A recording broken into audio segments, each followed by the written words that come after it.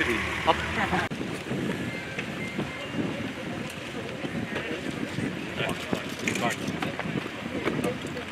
happy to see you once again. Good morning, sir. Good morning. Good morning, sir. Hi.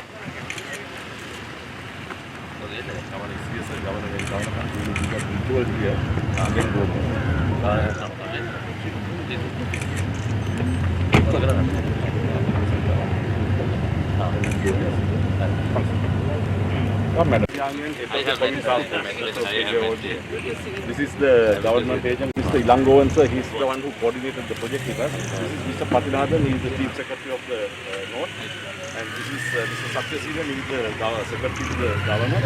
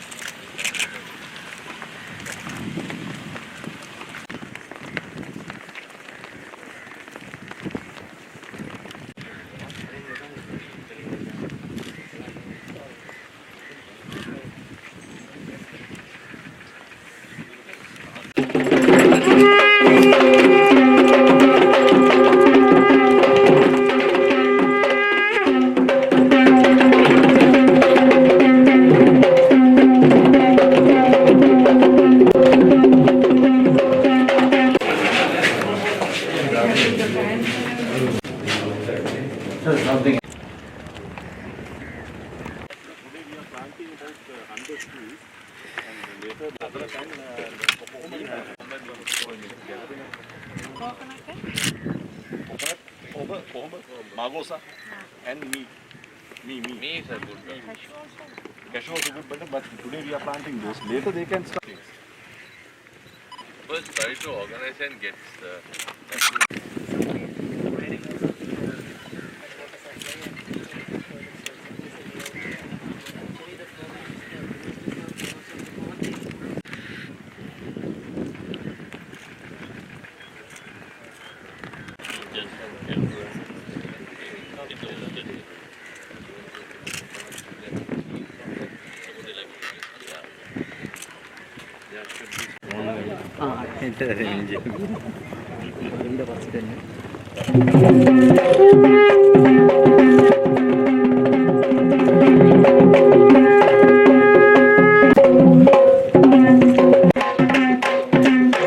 උතුරු පළාත් ආණ්ඩුකාරතුමියනි යාපනයේ ආරක්ෂක සේනා ආඥාපතිතුමනි යාපනයේ district ප්‍රධාන ලේකම් ඇතුළු සියලුම රාජ්‍ය නිලධාරිවරුනි வடக்கு மாகாணத்தின் கௌரவ ஆளுநர் அம்மையவர்களே, யாழ்ப்பாண பாதுகாப்பு படை கட்டளை தலைமையகத்தின் கட்டளை தளபதி அவர்களே, வடக்கு மாகாணத்தின் பிரதான செயலாளர் உட்பட அனைத்து அரசு சார்பற்ற அதிகாரிகளே, 51 වන සේනාංකයේ සේනාංකාධිපති ඇතුළු සියලුම සේනාංකාධිපතිවරුනි, උතුරු පළාත් බාල පොලිස් නියෝජ්‍ය පොලිස්පතිතුමනි, එවැගේම උතුරු ප්‍රදේශයේ භාර නාවික අපගේ ආඥාපතිතුමා ඇතුළු ගුවන් හමුදාවේ පලාලි කඳුර භාර අනුලෙන්දාතුමා, එවැගේම බල සේනාධිපතිවරුන්, සියලුම ජ්‍යෙෂ්ඨ කනිෂ්ඨ නිලධාරිවරුන්, එවැගේම අනිකුත් රෙජිමෙන්තු සැරෙන් මේජරුන් ඇතුළු සියලුම නිලයන්, එවැගේම අනිකුත් සියලුම ජ්‍යෙෂ්ඨ කොමිෂන් සහ අනිකුත් නිලධාරිවරුනි, கடற்படை அனைத்து அதிகாரிகளையும், அதேபோன்று வடக்கு மாகாணத்தின் சிரேஷ்ட போலீஸ் அதிகாரிகள் அனைவரையும், அதேபோன்று விமானப்படையின் கட்டளை தளபதி உட்பட அனைத்து படைப்பிரிவுகளின் அனைத்து கட்டளை அதிகாரிகளே, தமிழ் மக்களே, තැයි පිනට පහළ වූ වීරෝදාර රණවිරුවනි, ඔබ සැමට සුබ උදෑසනක්.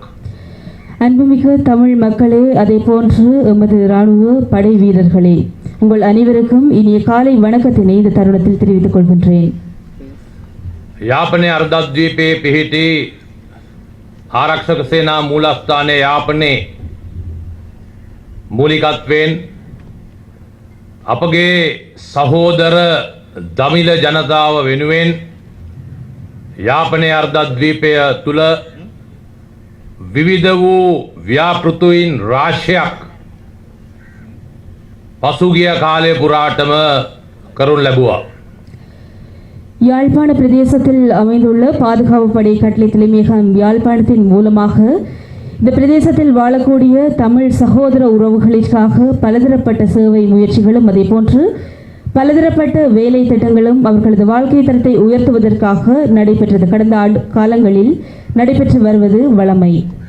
ඒ අතරින් එසේ කරන කෘත්‍යයක් හැටියට විශේෂයෙන්ම අද දිනේ විවෘතවන ලබන මෙම නිවාස 25 ව්‍යාපෘතිය හඳුන්වීමට හැකි. அந்த திட்டங்களிற்குள் அமைவாக இன்றைய இந்த தினத்தில் இந்த மக்களுக்காக அமைக்கப்பட்டு அவர்களது பாவனைக்காக வழங்கப்பட்ட 25 வீடுகள் கொண்ட இந்த திட்டமும் ஒன்றாக காணப்படுகின்றது. वेलने प्रदेशे वेलने प्रादेशीय लेकम कोट्टासे पुंकुटदेव उतरु ग्रामे पीठा ඇති මෙම ව්‍යාපෘතිය අපගේ වීරෝදාර රණවිරුවන්ගේ සුරැතින්, අපගේ වීරෝදාර රණවිරුවන්ගේ අත්වලින් තමානිම කරන්නට යෙදුණු මෙම ව්‍යාපෘතිය ආරම්භ විවෘත කිරීම සඳහා යාපනයේ නැත්නම් උතුරු ප්‍රදේශ භාර උතුරු ප්‍රදේශයටම ප්‍රථම පුරවැසියාට සැලකෙන අපගේ චාල්ස් මැතිනිය හා සමගම මාහට එක්වීමට ආරාධනා කිරීම සමැදිව යාපනයේ ආඥාපති මේජර් රුවන් වනිගසූරියට මගේ ස්තුතිය ප්‍රණාමය පුද කිරීමට මේ අවස්ථාවක් කරගනු ලබනවා. வேலணை பிரதேச செயலகத்திற்கு உட்பட்ட புங்குடுதீவு வடக்கு பிரதேசத்தில் இது போன்ற ஒரு செயற்திட்டம் ஆரம்பிக்கப்பட்டு எமது படை வீரர்களின் கைகளினால், எமது படை வீரர்களின் உடல் உழைப்பின் மூலமாக, அவர்களது கடின உழைப்பின் மூலமாக இந்த மக்களது வாழ்க்கை தரத்தை உயர்த்துவதற்காக ஏற்பாடு செய்யப்பட்டு நடாத்தப்பட்டு நிறைவுக்கு கொண்டு வந்து இன்றைய தருணத்தில் வடக்கு பிரதேசத்தில் இந்த மக்களுடன் ஒன்றிணைந்து திருமதி சார்ல்ஸ் அம்மணி அவர்களுடன் இணைந்து யாழ்ப்பாண பாதுகாப்பு படை கட்டளை தளபதி மேஜர் ஜெனரல் வணிகசூரிய அதிகாரி அவர்களுடன் இணைந்து இந்த செயற்திட்டத்தில் நான் பங்கு பெற்றியது எனக்கு மிகவும் மகிழ்ச்சியான ஒன்றாக காணப்படுகின்றது. தீர்க்கமார்களை வணங்கிக் கொண்டு the commander of the army and the commander of northern province and all commanders for the tri-forces and my வடமாகாணத்தின் பிரதம செயலாளர் அவர்களே, வடமாகாண கல்வி அமைச்சின் செயலாளர் அவர்களே, என்னுடைய செயலாளர் திரு சத்யசீலன் அவர்களே, அரசாங்க அதிபர் திரு மகேசன் அவர்களே, மேலதிக அரசாங்க அதிபர்கள் முரளிதரன் பிரதீபன் அவர்களே, இந்த பகுதியின் பிரதேச செயலாளர் அவர்களே, the representative from the police department, SSP and all other his team, and the people who committed to work for this task, the forces, and the beneficiaries இந்த வீட்டின் பயனாளிகளே, உங்கள் அனைவருக்கும் என்னுடைய காலை வணக்கம். எங்களுடைய மேன்மை தங்கிய ஜனாதிபதி அவர்கள் எடுத்திருக்கின்ற தீர்மானத்திற்கு அமைவாக நாட்டிலே மக்கள் அனைவரும் ஒன்றாக இன ஐக்கியத்தோடும் சமாதானத்தோடும் வாழ வேண்டும் என்ற அவருடைய எண்ணக்கருவுக்கு அமைவாக இந்த பகுதிகளிலே நீண்டகால யுத்தத்தின் பின்னர் 30 வருட யுத்தகால நடவடிக்கைகளின் பின்னர் மக்கள் தங்களுடைய சொந்த இடங்களுக்கு திரும்பி வருகின்ற போது அவர்களுக்கு அடிப்படையாக தேவைப்படுகின்ற வாழ்விடங்களை வழங்க வேண்டிய ஒரு தேவை அரசுக்கும் அரசு அதிகாரிகளுக்கும் இருக்கின்ற அடிப்படை பிரச்சனையாக இருக்கின்றது. அந்த பிரச்சனையிலிருந்து விடுபடுவதற்காக இங்கு வீட்டு வசதியை வழங்குகின்ற போது ஏற்பட்ட பிரச்சனைகளை என்னுடைய கல்வி அமைச்சின் செயலாளர் மிக தெளிவாகவும் விரிவாகவும் எடுத்துரைத்திருந்தார். அந்த பிரச்சனைகளின் ஊடாக இன்று 25 வீடுகள் அவற்றின் பெறுமதி, அதாவது வழங்கப்பட்ட 5 லட்சத்துக்கு மேலாக பெறுமதி சேர்க்கப்பட்டு 50% பணத்திற்கு மேலாக 50% கூடுதலான பெறுமதி சேர்க்கப்பட்டு 25 வீடுகள் இராணுவத்தினுடைய மனித உழைப்பினால் கட்டப்பட்டு இன்று கையளிக்கப்பட்டுள்ளது. இந்த மனித உழைப்பு என்பது நிச்சயமாக வெறுமனே கிடைக்கக்கூடிய ஒரு விடயமல்ல. அதாவது யுத்தத்திற்காக போராடிய இராணுவ வீரர்கள் இன்று உங்களுடைய வாழ்வை மீள அமைப்பதற்காக போராடி இருக்கின்றார்கள். அதாவது யுத்தத்திலே போராடிய அவர்கள் உங்களை வாழ வைப்பதற்காக இன்று இந்த வெறும் நிலத்திலே வெயிலிலும் கடுமையாக தங்களை ஈடுபடுத்தி போராடி உங்களுக்காக இந்த வீடுகளை அமைத்து தந்திருக்கின்றார்கள். எனவே அவர்களுடைய அந்த மனிதத்துவம் இன்று 25 வீடுகளாக இங்கு கட்டப்பட்டிருக்கின்றது. நான் யுத்த முனையிலே நின்ற மக்களோடு நீண்ட காலம் வேலை செய்த ஒருத்தி என்ற வகையிலே அவர்களுடைய மனித உழைப்பை பற்றி மிக தெளிவாக அறிந்த ஒருத்தி. மெனிக் ஃபார்மிலே ஒரு நாள் திடீரென சூறாவளி காற்று ஏற்பட்டது. அதன் ஊடாக 800 வீடுகளினுடைய கூரைகள் கலந்து சென்று விட்டன. அடுத்த நாள் அந்த மக்களுக்கு இருப்பதற்கு 800க்கு மேற்பட்ட வீடுகள் அழிந்து விட்டன. அவர்கள் எப்படி அந்த வீடுகளில் இருப்பது என்ற ஒரு வினா ஒன்று எழுந்தபோது அங்கு இருந்த இராணுவ தளபதியிடம் நான் கேட்டேன், என்ன செய்வது, இந்த மக்கள் நாளை இருப்பதற்கு அவர்களுக்கு வழி இல்லை என்று.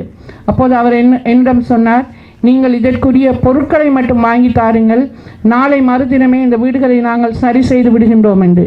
உடனடியாக அந்த பொருட்களை மிகவும் குறைந்த பணத்திலே நாங்கள் உடனடியாக அவற்றை வாங்கி கொடுத்தோம். அடுத்த நாள் சரியாக 24 மணித்தியாலத்திற்குள் அந்த 800 வீடுகளும் திருத்தம் செய்து மக்களிடம் கையளிக்கப்பட்டது. அந்தளவு தூரத்திற்கு அர்ப்பணிப்போடு செய்கின்றவர்கள் தான் இந்த இராணுவ வீரர்கள். அவர்களுடைய அந்த மனித உழைப்பு பெருமதி மிக்கது என்பதை அவர்கள் பல தடவைகளில் எங்களுக்கு உணர்த்தி இருக்கின்றார்கள். இன்று மீண்டும் ஒரு சந்தர்ப்பம் அவர்கள் தங்களுடைய மனிதத்துவத்தை, மனித உழைப்பை அவர்கள் நிரூபித்து காட்டியிருக்கின்றார்கள். அது மட்டுமல்ல, இந்த நாட்டிலே 3 இனங்கள் மட்டும் தான் வாழுகின்றன. இந்த உலகத்தை பார்த்தால் இந்தியாவை எடுத்து பாருங்கள் அல்லது யூரோப்பை எடுத்து பாருங்கள், எந்த ஒரு நாட்டை எடுத்து பார்த்தாலும் பல்வேறு இனங்கள் வாழுகின்றார்கள். இந்த நாட்டிலே 3 இனங்கள், 2 மொழிகளை பேசுகின்றோம், 3 மதங்களை பின்பற்றுகின்றோம். அப்படி இருந்த போதும் எங்களுக்குள்ளே பிரச்சனை என்பதை எங்களால் சொல்ல முடியாத அளவிற்கு வேறுபட்டு நின்ற இனங்கள் இன்று ஒன்றாக இணைந்து ஒன்றாக வாழ முடியும் என்பதை காட்டுவதற்காக இந்த குடாநாட்டிலே இன்றுதான் நான் கூட இந்த மாவட்டத்திலே பிறந்தாலும் நான் கூட இன்றுதான் முதல் முறையாக இந்த பிரதேசத்துக்கு வந்திருக்கின்றேன். இந்த குடாநாட்டிலே ஒரு பகுதியிலே ஒரு மூலையிலே இந்த வீட்டை கட்டுவதற்கு அவர்கள் உழைத்திருக்கின்றார்கள். எனவே இந்த உழைப்பின் பெருமதியை இந்த பிரதேசத்தின் மக்கள் உணர்ந்து கொள்ள வேண்டும். இது இன ஐக்கியத்தின், இன ஒற்றுமையின் ஒரு சான்றாக இந்த பிரதேசத்திலே நிமிர்ந்து நிற்கின்றது. எனவே இதற்காக உழைத்த அனைவரையும் இந்த சந்தர்ப்பத்திலே மிகவும் கௌரவத்தோடும் பெருமையோடும் மகிழ்ச்சியோடும் நன்றியோடு நான் பாராட்டி கொண்டு, அதே நேரத்தில் இந்த திட்டத்தை முன்மாதிரியாக கொண்டு மற்ற இடங்களிலும் மற்ற பிரதேசங்களிலும் இந்த நிதியோடு வீடுகளை கட்டி முடிக்க முடியாமல் தடுமாறி கொண்டிருக்கின்ற மக்களுக்கு இதை முன்னுதாரணமாக கொண்டு ஏனைய அரசாங்க அதிபர்களும் ஏனைய பிரதேச செயலாளர்களும் இந்த திட்டங்களை முன்கொண்டு செல்ல வேண்டும் என்று நான் எதிர்பார்க்கின்றேன். I am very privileged to be a part of this occasion because the commander of the army and the sub-commander of this region so kind and coordinated with this project. I am really happy to see these 25 houses established in this most vulnerable area. I have worked with Army for a long time. I know your commitment and your sacrifice towards the vulnerable community. I have seen so many experience in my life how you work hard for the people. This is another model, another example for this area, how we can live with unity and we can be peace mind. We are proving once again this country can be united with the leadership of Excellency of the President. What the mandate the President have in our country, once again we join hand with to prove that. I hope this is the model for entire country and especially for the North and East. I think this the another government agent and the divisional secretary can take as a model and the example to do the same thing in their region where the people are suffering to construct the houses without much resources. I hope this is model for India people. Once again, I want to thank you, the commander, for your commitments and the sub-commander for your role model for this area and all the forces who committed themselves for this task in this very hard environment and the climate. They sacrificed their time and work hard for these vulnerable people. Thank you very much, each and everybody. God will bless you. God will give you a future bright life. Thank you very much for your commitment once again. We are hats off for you on behalf of the people, on behalf of the Northern Province. Always you will be remembered in our minds. Thank you very much.